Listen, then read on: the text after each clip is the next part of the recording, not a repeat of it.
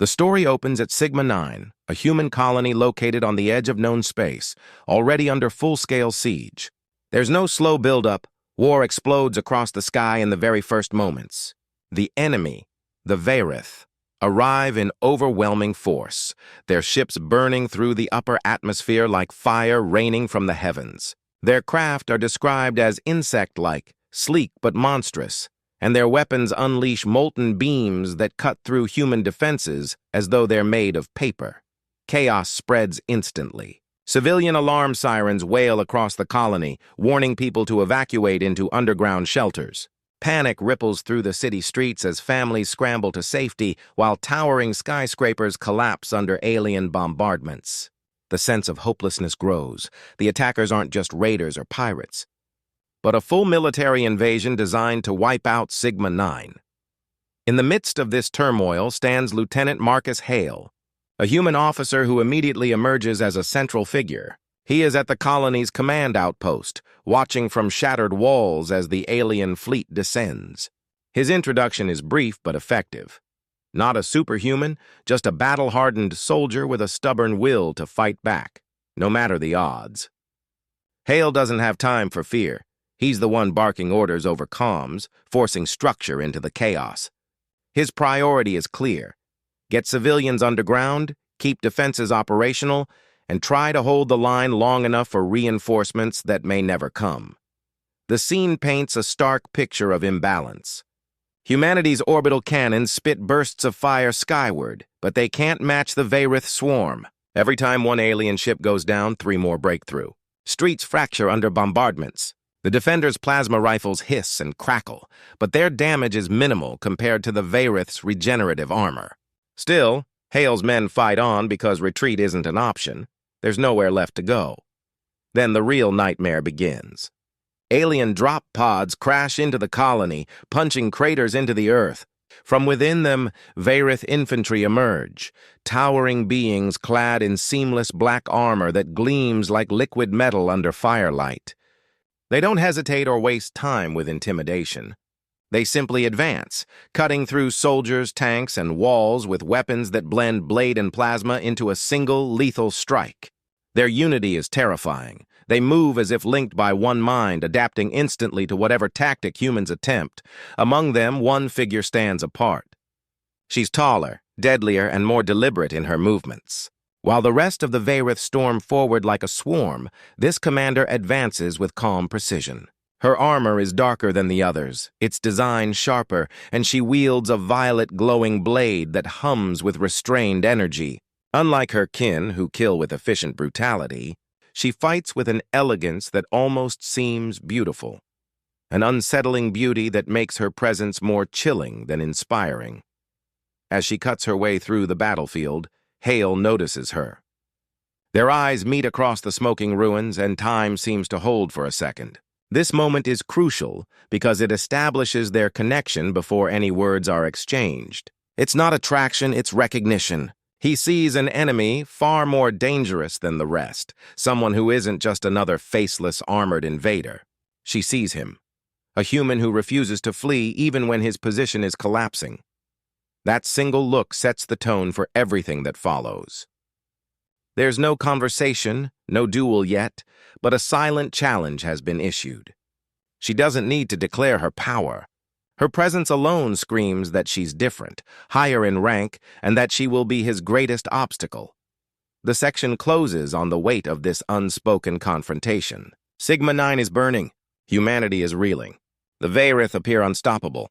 Yet, in the middle of total destruction, the narrative narrows its focus, not just on the survival of the colony, but on the inevitable clash between Hale and this enigmatic commander. She isn't introduced with long explanations, but by action. She is the embodiment of the threat, the face of the invasion, and already a symbol of something beyond the simple binary of enemy and ally. The opening part, therefore, serves multiple functions at once. It throws the reader into immediate chaos, establishes humanity's dire situation, introduces Hale as the stubborn fighter unwilling to surrender, reveals the terrifying might of the Varith, and finally, highlights one singular figure among them whose importance will reshape the course of the conflict. It's not just war, it's personal now. After the opening chaos, the focus sharpens on the raw struggle between human defense forces and the relentless Varith assault. By this stage, Sigma-9 is already collapsing under pressure. The orbital cannons are being destroyed one after another. Defense lines are shattering, and soldiers are exhausted from fighting wave after wave of alien troops. There's no chance of holding ground with firepower alone. Their weapons aren't enough. The Varith adapt too quickly. Energy blasts that tear through one soldier's armor seem to have no effect on the next, as though the invaders' suits evolve instantly. In the trenches, Hale is in the thick of it, shoulder to shoulder with his men. He's not commanding from safety, but firing until his rifle overheats, fixing it on the fly, then charging back into combat. His leadership comes not from rank alone, but from example, bleeding, battered, but standing firm. Around him, human soldiers are demoralized, seeing comrades fall and alien juggernauts pushing closer. Hale's stubborn defiance keeps them anchored, but the cost is rising. The Varith commander makes her entrance here not as a distant figure, but as a direct threat. She advances into the human lines with a precision that is chilling to watch. Where ordinary Varith strike like predators, fast and vicious, she fights like an artist of war. Plasma bolts directed at her are turned aside with effortless sweeps of her glowing blade. Explosives barely faze her. She anticipates them before they detonate. Even tanks and heavy turrets struggle to lock onto her before she closes in and dismantles them in seconds. Her movements reveal something deeper.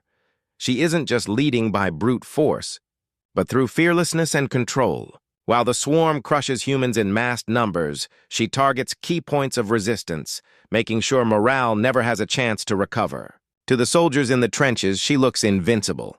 To Hale, she looks deliberate, like she has chosen this battlefield specifically to test humanity. The pivotal moment comes when she finally drops into Hale's trench.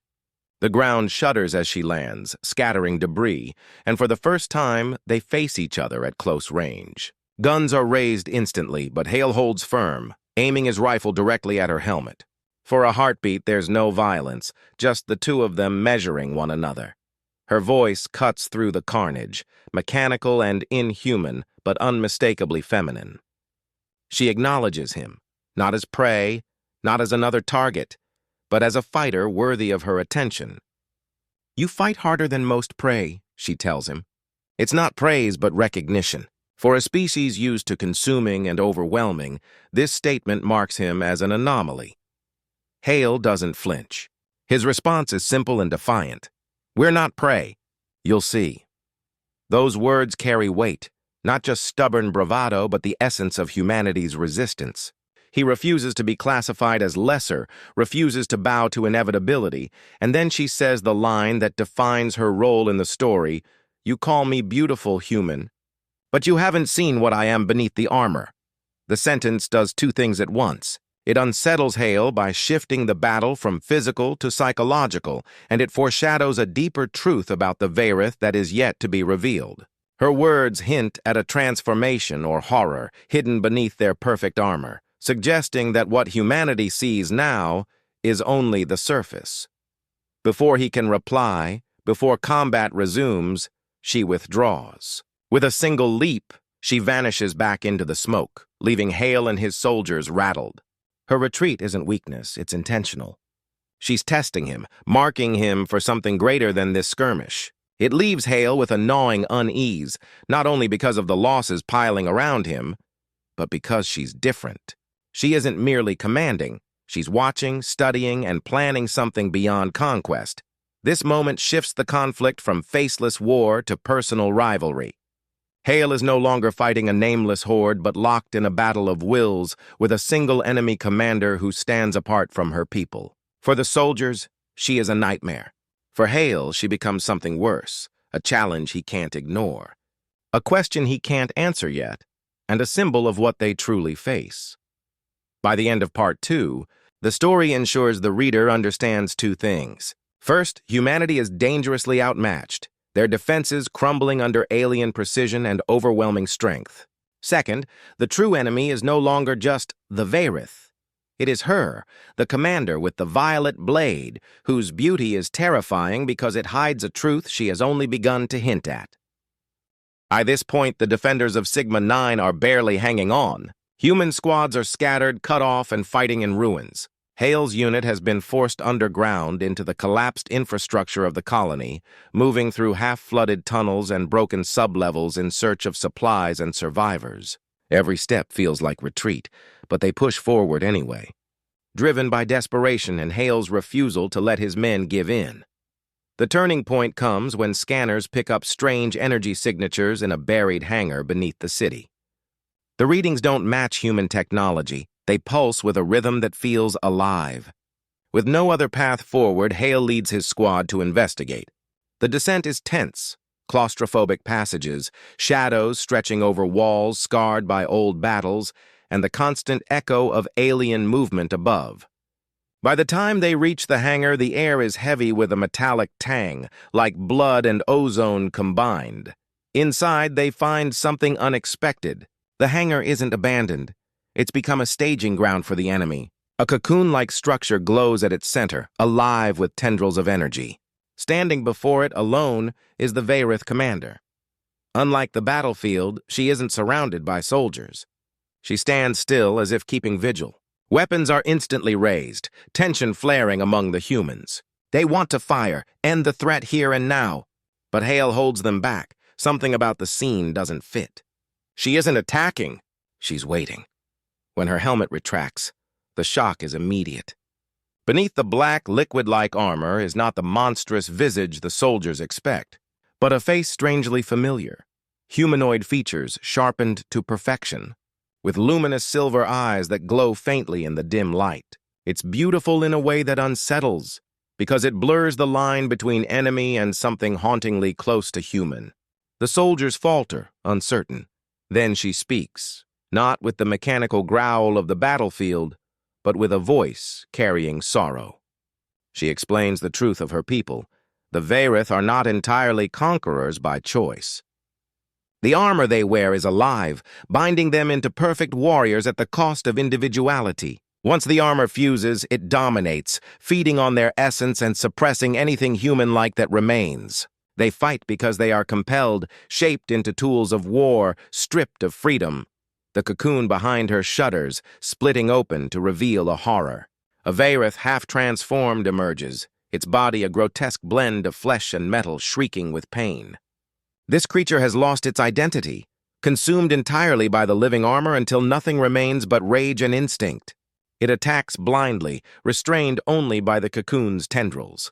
Hale and his men recoil, stunned by the realization that the enemy isn't just armored. They are being devoured from within. This is the fate awaiting every one of them, including the commander before him. She admits it without flinching. This is what lies beneath her armor. This is what she will become if she continues to serve. For the first time, Hale doesn't see her as invincible. He sees her as a prisoner. The same elegance that made her terrifying on the battlefield now looks like tragedy, the grace of someone struggling against chains no one else can see. The humans are divided. Some want to kill her before she turns, fearing it's a trick. Others hesitate, shaken by the humanity in her voice. Hale makes the call. He lowers his weapon, a gesture of defiance not against her, but against the cycle that enslaves her kind. He demands clarity. Why reveal this truth to him, her enemy? Her answer is simple but heavy, because he fights differently. He doesn't just resist, he believes he can change the outcome. That belief is alien to her people, yet something in her longs for it.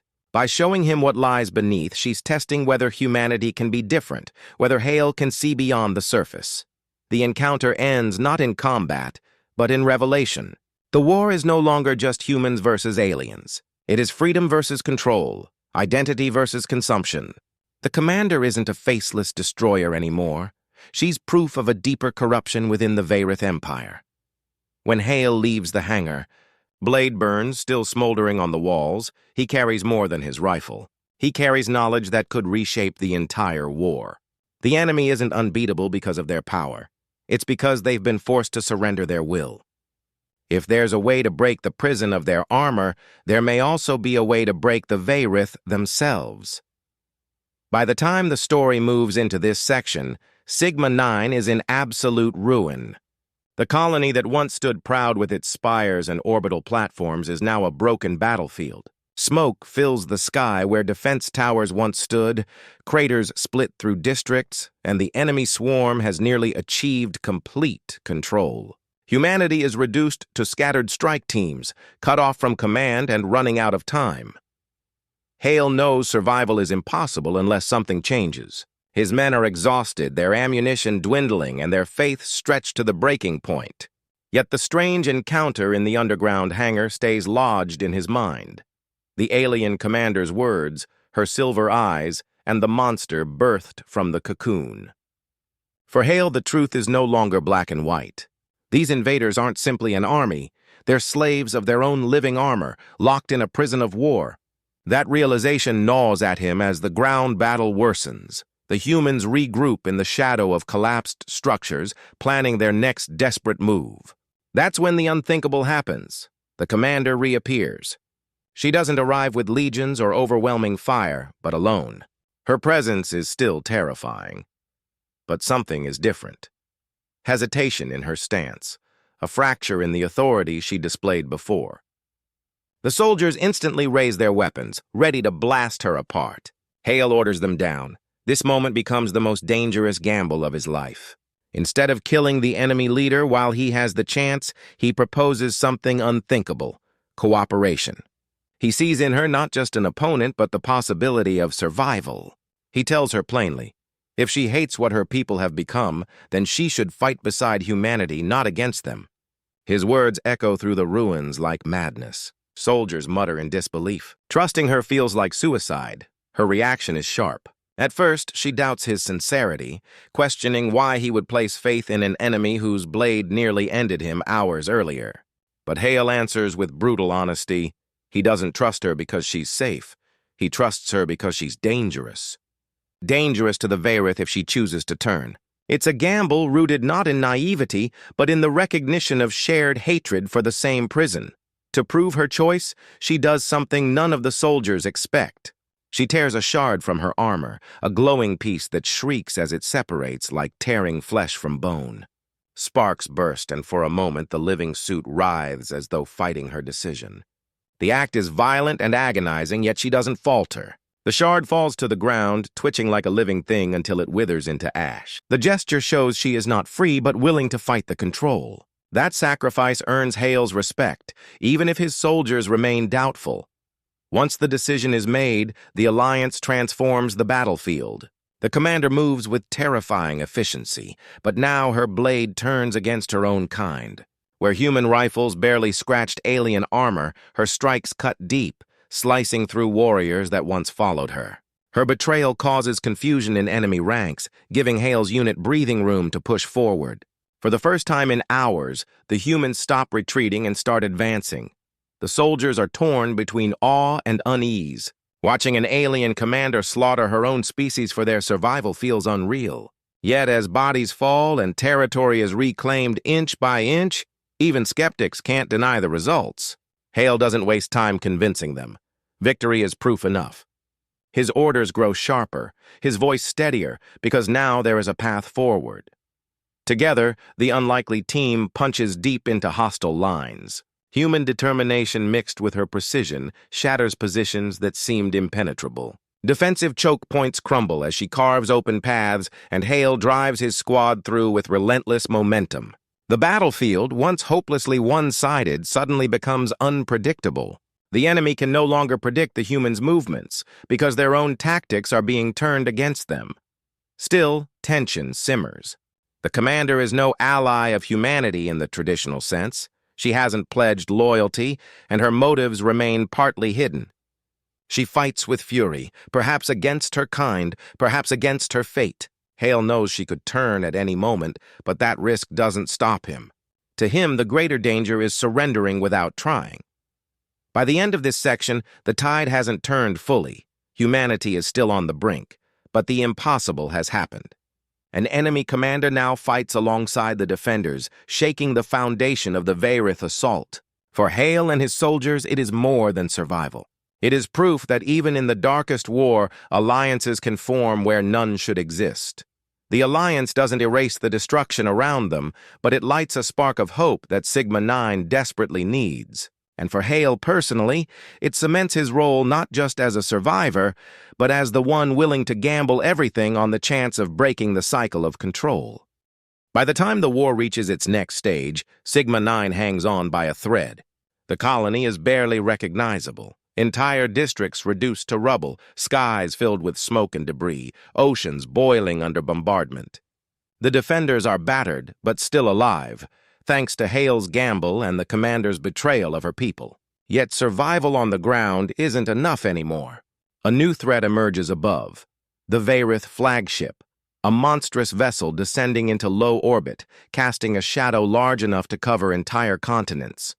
This ship isn't just another war cruiser. It's the heart of the swarm, bristling with planet-killer weapons. One shot from its main cannon would erase what's left of Sigma-9. Hale knows there's no time left for defense. If they don't strike first, everything ends in minutes. With grim urgency, he rallies a strike team, a mix of hardened survivors, and the alien commander herself. Their mission is insane: board the flagship and destroy it from within. The assault begins with a desperate launch into the void. Hale's squad straps into stolen jump packs and blasts from the ruins straight toward the Titanic ship. The ride is chaos. Enemy fire tears through the void, plasma bolts screaming past, chunks of debris smashing into their formation. Men die before they even reach the hull, but there's no turning back. Hale leads by example, weaving through the storm, his visor reflecting the monstrous ship looming ever closer. They land hard on the outer plating, magnetic boots clamping down as the alien surface ripples under them like a living organism. The commander cuts a path through defenses with blinding speed, slicing apart sentry drones and armored warriors who attempt to intercept. Together they carve their way into the flagship's body. Inside, the horror intensifies. The corridors aren't built like machines but grown like arteries, walls pulsing faintly, wires and conduits looking more like veins.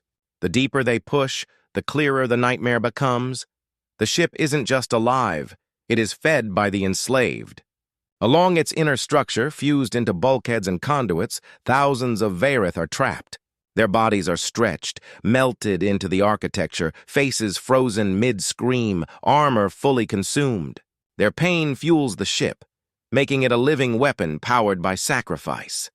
The commander falters at this sight. Her composure cracks, silver eyes wide with anguish. This is her people's destiny, the ultimate form of their prison. Not warriors, not commanders, but fuel for endless war. Hale steadies her, reminding her they're here to end it, not mourn it. For the first time, her rage fully aligns with humanity's cause. They reach the central core, a vast chamber thrumming with energy. At its center lies the ship's heart, a glowing construct pulsing like an organ. Destroying it would cripple the vessel, but before they can act, the Guardian arrives. A warlord emerges, towering, bristling with weapons, clad in armor glowing red with raw energy. His presence makes the other Varith look fragile. He isn't just another commander. He's a symbol of domination itself. And when the alien woman whispers, "That is my sire," the stakes rise beyond tactics. This isn't just war, it's family, loyalty twisted into nightmare. The duel erupts instantly. The warlord charges like a force of nature, his strikes shattering the floor, his blade clashing against his daughter's violet weapon. Sparks and shockwaves tear through the chamber as Hale and the others provide cover fire, blasting drones and defenders pouring in. But the duel dominates the room. Two titans clashing, each swing echoing with history. The commander fights with desperation, her every move fueled by both hatred and grief. The warlord is relentless, his strength overwhelming, each blow threatening to crush her. Hale fires again and again, but even concentrated blasts barely slow the monster. It's clear the battle won't end unless she finishes it herself. At last, she seizes an opening. With a scream that carries centuries of anguish, she drives her blade straight through her sire's chest. The energy pulse shakes the chamber, shattering his armor and silencing his roar. He collapses, sparks flaring as the red glow fades from his suit. The sight is both victory and heartbreak, the end of a tyrant but also the death of the only family she had left. With the warlord gone, the core is exposed. Hale and his team overload it, planting charges and pouring fire into its heart until it cracks. Energy builds unstable, threatening to consume the ship.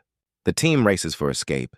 Corridors collapsing, firestorm spreading, while the commander lingers a moment over her father's fallen body before tearing herself away.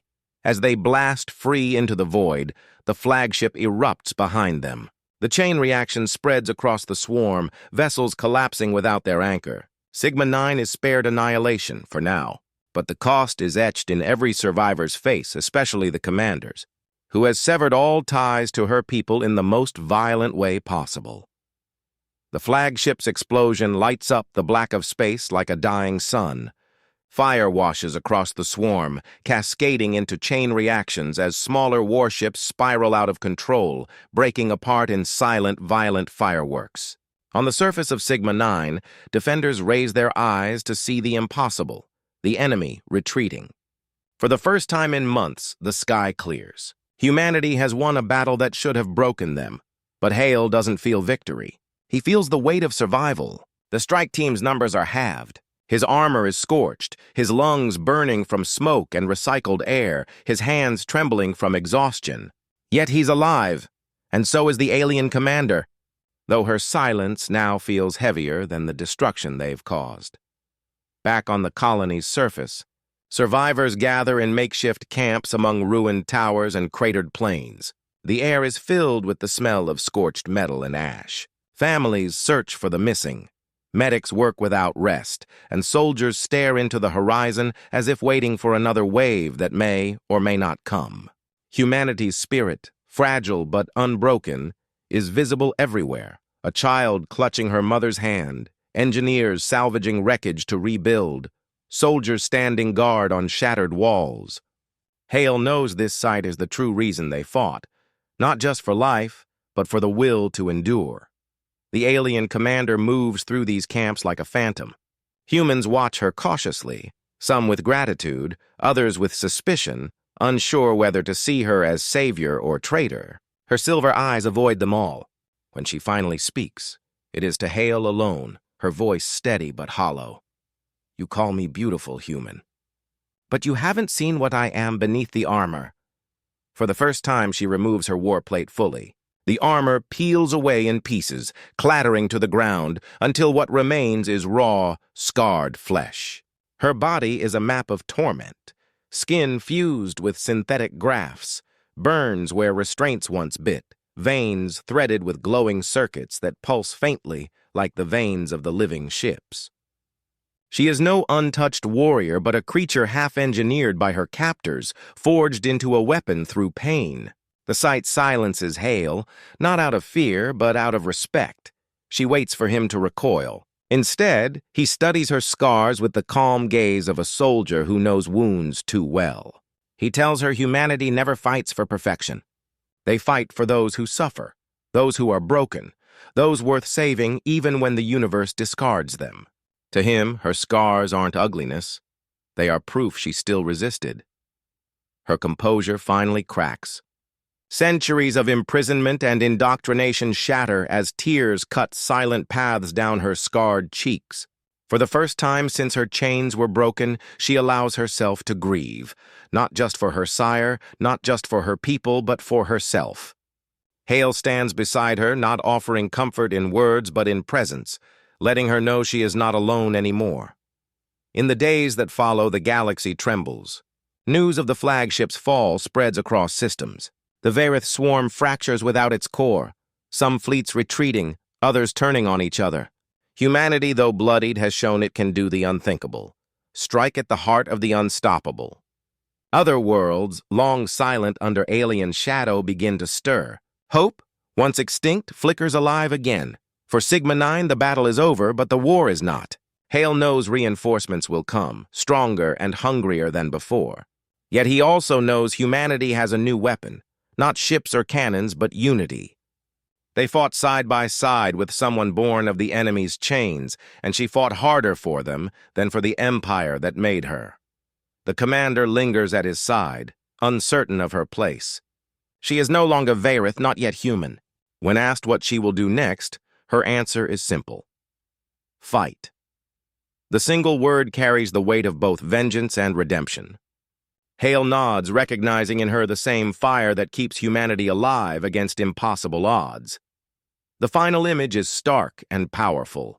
Hale and the scarred warrior standing together on a broken balcony overlooking Sigma 9's scarred plains. Fires burn in the distance, but so do lights, human lights, rebuilding, refusing to die. Two figures from different worlds, both marked by war, stare into the stars where new battles surely wait. She once believed beauty was armor, perfection, obedience. Now she sees beauty in defiance, in survival, in scars that refuse to fade. And for humanity, her presence is a reminder that even enemies forged in darkness can choose the light. The war is not over. But humanity, against all reason, is ready. And this time they are not alone.